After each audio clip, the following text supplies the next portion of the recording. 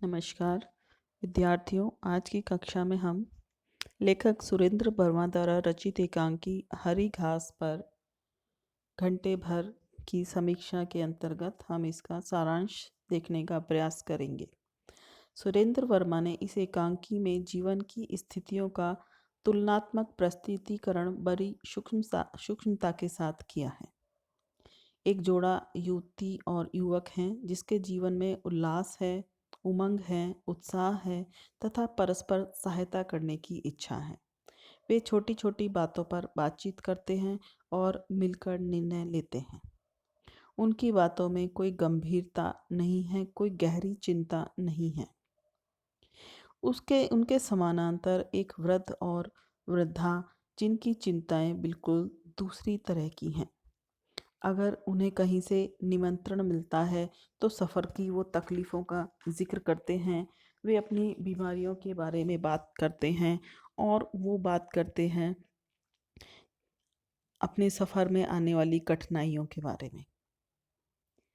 उनके बीच प्रेम का गहरा अनुबंध है।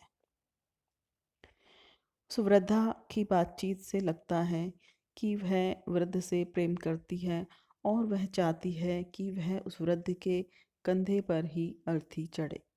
ये कहीं न कहीं एक पारंपरिक सोच है जो उनकी अंतर्मन में समाई हुई है।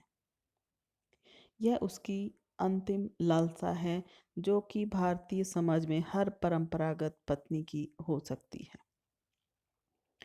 दूसरी तरफ युवक और युवती की बातें चल रही हैं। समांतर लेखक ने इनको अभिव्यक्त किया है।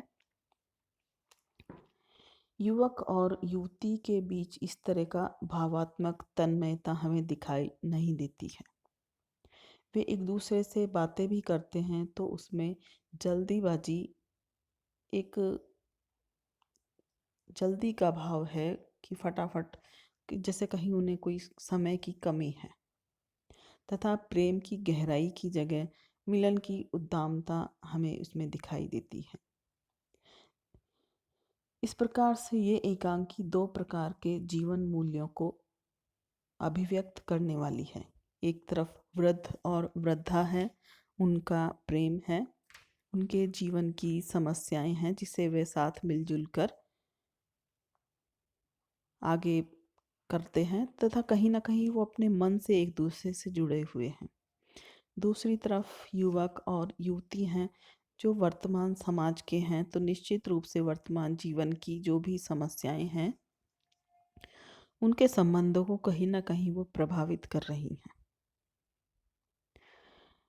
जैसे कि सुरेंद्र वर्मा ने अपनी रचनाओं में आधुनिक जीवन की रिक्तता, कटुता, जटिलता, यांत्रिकता और त्रासदी और शून्यता को अभिव्यक्त किया है, तो इससे कहीं ना कहीं वह युवक और युवती प्रभावित हैं। उनके अंतर्मन में ये सभी चीज़ें हावी हैं जो एक दूसरे से जुड़ने में कहीं ना कहीं उनको बाधा उत्पन्न कर रही हैं। उनके अंदर वो जुड़ाव नहीं है जो उस युवक और युवती के बीच में है।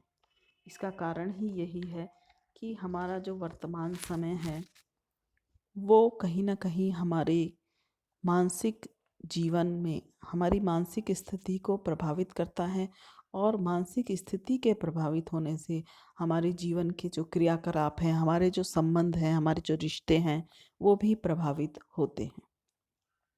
इन्हीं सब की अभिव्यक्ति इस एकांकी में सुरेंद्र वर्मा ने की गई है। इनके पात्रों में वृद्ध है, वृद्धा है, अधेड़ पुरुष है, अधेड़ स्त्री है और युवक है तथा युवती है। तो तीन पीढ़ियों के इन्होंने इनकी मानसिक स्थिति का अभिव्यक्तिकरण करके इनके जो भी अंतर आ रहा है उसके कारणों को देखने का प्रयास इस एकांकी में हमें देखने को मिलता है, जो इनकी केवल बातचीत से ही अभिव्यक्त होता है। जैसे कि कोई फेरी वाला आता है तो वो क्या क्या सोचते हैं, क्या कहते हैं। जैसे कि लड़का कहता है कि ताजी मूंगफली चाहिए, तो वृद्ध कहता है नहीं, इसके तो दांत ही नहीं है। यानी हर उम्र के लोगों की जो मानसिक स्थिति है उसकी अभिव्यक्ति लेखक ने इस कहानी में की है, इस एकांकी में की है। परिस्थितियाँ वही हैं, लेकिन उम्र अलग-अलग होने पर उनकी जो अभिव्यक्ति है वो अलग-अलग हो जाती है। इस प्रकार लेखक ने एक सार्थक एकांकी की रचना यहाँ की है।